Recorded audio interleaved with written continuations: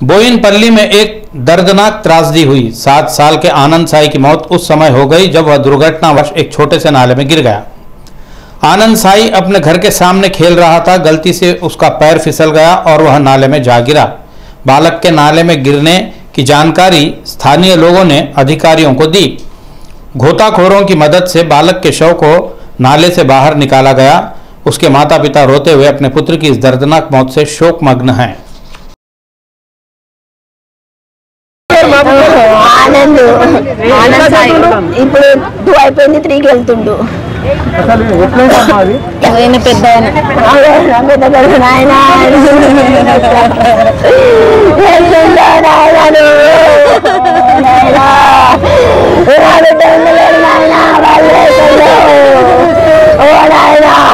వానికి తల్లి తడ్డలేకపోతాను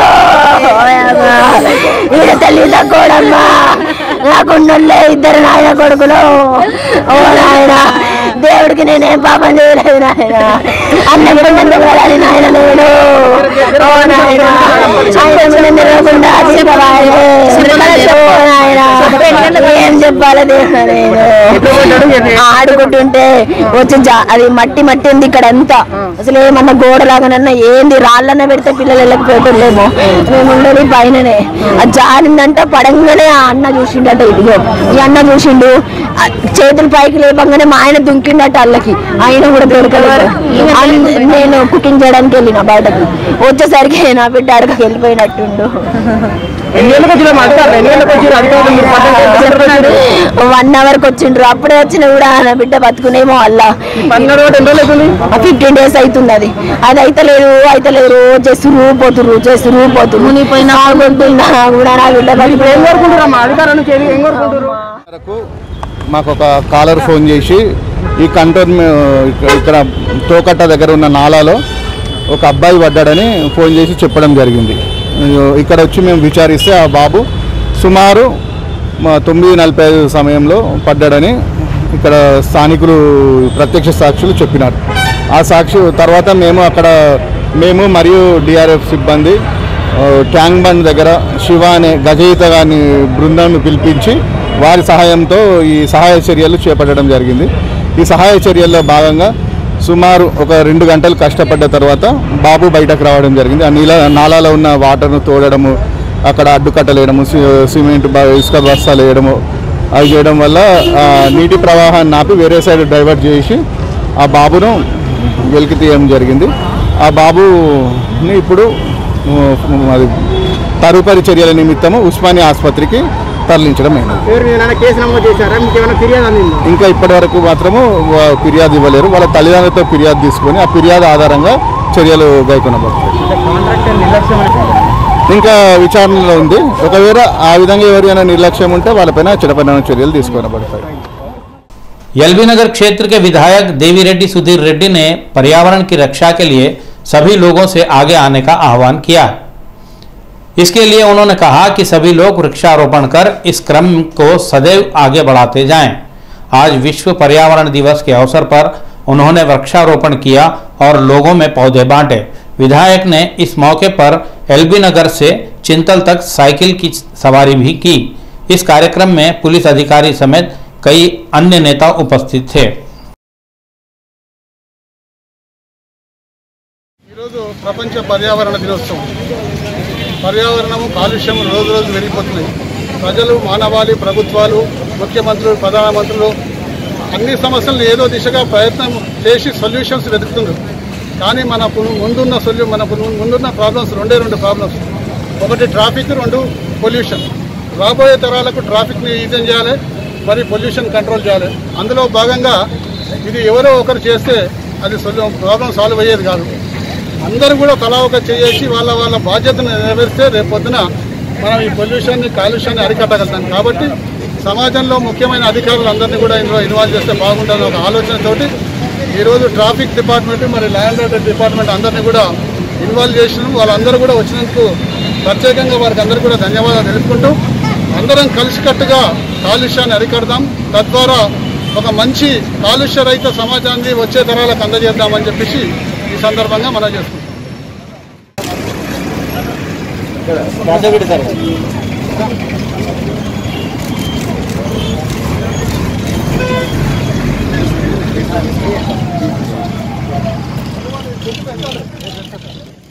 विधायक मंचिरेड्डी ने इब्राहीमपट्टनम नगर पालिका क्षेत्र में सुपर स्प्रेडर के लिए आयोजित विशेष टीकाकरण अभियान का निरीक्षण किया। इस मौके पर उन्होंने अन्य कई टीकाकरण केंद्रों का दौरा कर वहां के कर्मचारियों तथा अधिकारियों के साथ बातचीत की। उन्होंने इस संदर्भ में सभी को टीका लगाने की सलाह दी। विधायक के साथ स्थानीय जनता एवं संबंधित अधिकारियों ने सरकारी स्कूल में चल रहे सुपर स्प्रेडर्स के टीकाकरण की प्रक्रिया का भी जायजा लिया। इस अवसर पर नगरपालिका अध्यक्ष रवि, उपाध्यक्ष यादगिरी, डिप्टी डीएमएचओ नागज्योति, तहसीलदार आदि उपस्थित थे। ముఖ్యమంత్రి ఒక మంచి ఆలోచన చేసి ఈ కార్యక్రమం చేపట్టడం చాలా ధన్యవాదాలని చెప్పేసి కూడా ఈ సందర్భంలో మనవి చేస్తా ఉన్నాను. ఇవన్నీ కూడా వాడుకోవాలని అంటే యూటిలైజ్ చేసుకోవాలని చెప్పేసి కూడా ఇక్కడ ఉన్న ప్రజాప్రతినిధులందరినీ కూడా నేను కోరుకుంటున్నాను. డాక్టర్స్ గాని, కమిషనర్స్ గాని, సిబ్బంది గాని అందరికీ తెలియని వాళ్లకు తెలిసే విధంగా ఈ కార్యక్రమం చెప్పి ఈ 10 రోజులు ఉన్నటువంటి ఈ యొక్క ఇంజెక్షన్స్ కార్యక్రమం ఏదైతే ఉందో ఇచ్చేది అది యూటిలైజ్ చేసుకోవాలని చెప్పేసి కూడా ఈ సందర్భంలో మీకు అందరికీ కూడా నేను మనవి చేసుకుంటా ఉన్నాను. ఇది అన్ని సెంటర్లలో మున్సిపల్లో ఉన్నటువంటి 4 మున్సిపాలిటీలలో స్టార్ట్ చేయడం జరిగింది. అదేవిధంగా మెయిన్ గా ఉన్నటువంటి వాళ్ళు ఆన్లైన్ లో ఐడెంటిఫికేషన్ ఎవరైతే మార్కెట్ లో పనిచేసుకున్నటువంటి వాళ్ళు డైలీ సత్సంబంధాలు పబ్లిక్ తోటి బిజినెస్ చేసుకున్నటువంటి వాళ్ళు 10 మంది వచ్చి వ్యవహారికంగా చేసుకున్నటువంటి వాళ్ళు వాళ్లకు మొదట ఇవ్వాలని చెప్పేసి మనం అయితే నిర్ణయం తీసుకున్నాము. ముఖ్యంగా ల్యాండ్రీ గాని, హెయిర్ కటింగ్ గాని ఇలాంటి వాటిలో చాలా ముఖ్యమైనటువంటి విషయం కాబట్టి కిరాణా షాప్స్ గాని, వెజిటేబుల్ వెండర్స్ గాని ఇవన్నిటికీ మొదటి నుంచి ఈ యొక్క కార్యక్రమం చేపట్టాలని అనుకున్నప్పుడు గౌరవ ముఖ్యమంత్రి ఒక డిసిషన్ తీసుకున్న తర్వాత ఇవాళ మెడికల్ వ్యవస్థలో ఉన్నటువంటి ఎంప్లాయీస్ అందరూ పైనుంచి కింది వరకు ఇందులో ఇన్వాల్వ్ అయ్యి ఆఫీసర్సే కాకుండా, డాక్టర్సే కాకుండా, నర్సెస్ గాని, అదేవిధంగా మనకు ఉన్నటువంటి ఆశా వర్కర్స్ గాని వీళ్ళందరికీ కూడా ఈ యొక్క కార్యక్రమం వాళ్ళు చేపట్టడం చాలా సంతోషం. వీళ్లకు ఇంతమందికి ఇవ్వాల్సిన బాధ్యత మనందరిపైన ఉందని చెప్పి కూడా తెలియజేస్తా ఉన్నారు. అదేవిధంగా ఇవాళ ఇదే కాకుండా రేపు భవిష్యత్తులో కూడా ఇంకా మళ్ళీ ఒకసారి మిగతా వాళ్లకు కూడా ఇవ్వాలని ఒక ఆలోచన పెట్టుకోవడం జరుగుతూ ఉంది. అది 18 years గా మరి ముందుకు వచ్చే విధంగా జనరల్ గా కూడా చేయడం జరుగుతూ ఉందని చెప్పేసి చెప్తున్నారు. దాన్ని కూడా యూజ్ చేసుకోవాలని చెప్పేసి మీకు అందరికీ కూడా నేను మనవి చేసుకుంటా ఉన్నాను. అందరికీ నమస్కారం. मुशीराबाद क्षेत्र के विधायक मुठा गोपाल ने आज विश्व पर्यावरण दिवस के मौके पर रामनगर क्षेत्र के एसआरटी कॉलोनी पार्क में वृक्षारोपण किया। इस अवसर पर उन्होंने सभी से सामूहिक रूप से वृक्षारोपण करने का आह्वान किया। कार्यक्रम में टीआरएस के वरिष्ठ नेता मोजेस, मुरली, ईरम शेखर, विवेक, दामोदर रेड्डी आदि उपस्थित थे।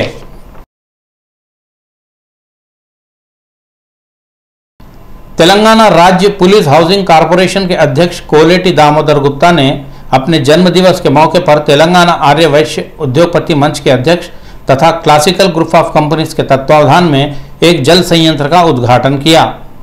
क्लासिक टाइल्स कंपनी के चेयरमैन और प्रबंध निदेशक तल्लाड़ा वेंकन्ना ने आरओ वाटर प्लांट तथा ब्लू स्टार वाटर कूलर स्थापित करवाया। इस उद्घाटन के अवसर पर उप्पल क्षेत्र के विधायक बेती सुभाष रेड्डी ने मुख्य अतिथि के रूप में भाग लिया। कार्यक्रम में श्रीनिवास राव, भवानी सुरेश, महिपाल रेड्डी सहित आर्य वैश्य संघ के नेता आदि भारी संख्या में उपस्थित थे। मल्लापुर में आज उप्पल क्षेत्र के विधायक बेती सुभाष रेड्डी ने मीरपेट हाउसिंग बोर्ड कॉलोनी के पार्षद जेरीपोजोला प्रभुदासु, पार्षद पन्नाला देवेंद्र रेड्डी के साथ मिलकर एक नए मोबाइल सेंटर शॉप का उद्घाटन किया। इस कार्यक्रम में टीआरएस नेता गड्डम रवि कुमार, गरिका सुधाकर, गुंडा राव, श्रीनिवास रेड्डी, साई जैन शेखर, गंगू प्रसाद गौड़, साई कुमार, कट्टा बुच्चन्ना, राजू, श्रावण रेड्डी, मोबाइल शॉप के संचालक महेश तथा उनके परिजन उपस्थित थे।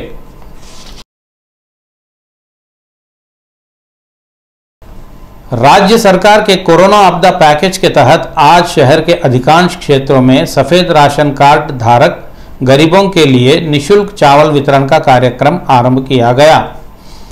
एसआर नगर परिधि के बालैया नगर तथा सनत नगर स्थित राशन की दुकानों पर गरीब परिवारों के प्रति व्यक्ति 15 किलो चावल के हिसाब से इस चावल का वितरण किया गया।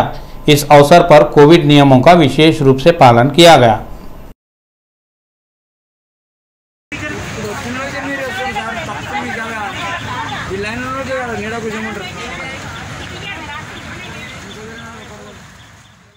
मीरपेट पुलिस थाना परिधि स्थित एक निजी फंक्शन हॉल में रक्तदान शिविर का मीरपेट पुलिस ने आयोजन किया। इस शिविर में पुलिस कर्मियों सहित कई युवाओं ने स्वैच्छिक रूप से रक्तदान किया। इस मौके पर एलबी नगर डीसीपी सनप्रीत सिंह ने संबोधित करते हुए कहा कि हमारी परिधि में रक्तदान शिविर का आयोजन किया गया है, यह गौरव की बात है। उन्होंने बताया कि इस शिविर को कई उत्साही लोगों का सहयोग प्राप्त हुआ है। इस कार्यक्रम के लिए लोग उत्साह के साथ स्वच्छंद रूप से आगे आए हैं। डीसीपी ने बताया कि तलसेमिया पीड़ितों तथा दुर्घटनाओं के शिकार हुए लोगों की मदद के लिए यह शिविर काफ़ी सहायक सिद्ध होगा। उन्होंने बताया कि अब तक 200 से अधिक लोगों ने शिविर में भाग लेकर रक्तदान किया है। उन्होंने रक्तदान करने आगे आए लोगों के प्रति आभार व्यक्त किया। इस अवसर पर वनस्थलीपुरम एसीपी मीरपेट थाने के सीआई महेंद्र रेड्डी, एसआई आदि उपस्थित थे।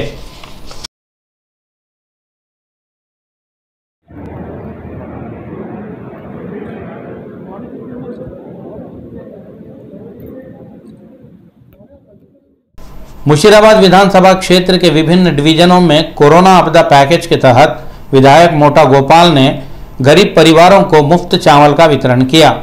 गांधीनगर, भोलकपुर, अडिकमेट, कवाड़ीगुड़ा डिवीजनों में हर एक सफ़ेद राशन कार्ड धारक को 20-20 किलो चावल का निःशुल्क वितरण किया गया।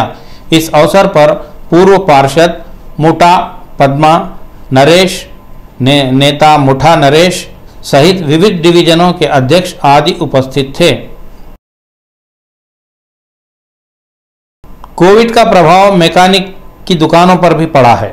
काम करने के लिए मैकेनिक शॉप खोले तो लॉकडाउन के कारण वाहन चालक अपने वाहनों की मरम्मत आदि कराने आगे नहीं आ रहे हैं। आम जनता की आर्थिक स्थिति पर भी बुरा असर पड़ने के कारण शॉपों के संचालकों से लेकर उनके यहाँ काम करने वाले कर्मी भी तकलीफों का सामना कर रहे हैं।